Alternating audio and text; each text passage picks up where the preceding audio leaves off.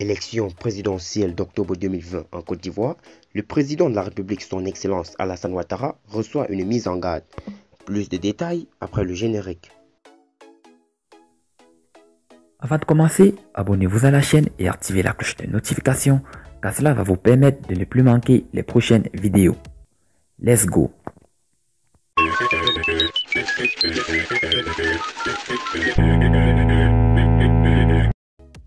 À moins de 6 mois de la prochaine élection présidentielle, la Côte d'Ivoire fait face à une crise sanitaire liée au Covid-19.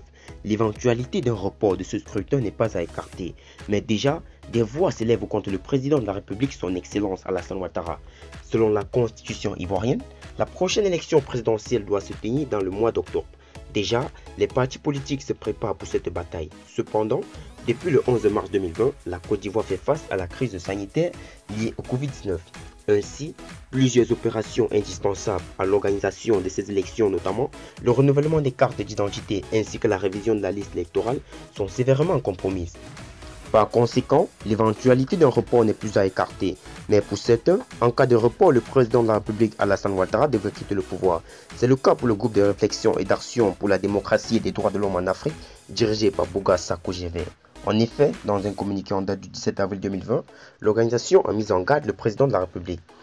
En cas de report du scrutin d'octobre 2020, Alassane Ouattara ne sera plus le président de la République de Côte d'Ivoire, a-t-elle écrit. Pour Boga Sakho-Gervais, le Covid-19 ne constitue aucune circonstance exceptionnelle. Jusqu'à la survenance de la pandémie du Covid-19, aucune circonstance exceptionnelle ou catastrophique telle que prévue par la constitution ivoirienne n'a empêché le gouvernement actuel d'accomplir tous les actes nécessaires et préalables pour la tenue de l'élection présidentielle fixée depuis lors en octobre 2020, a-t-il martelé. Aussi, il pointe du doigt ce qu'il qualifie de mauvaise foi du RHDP.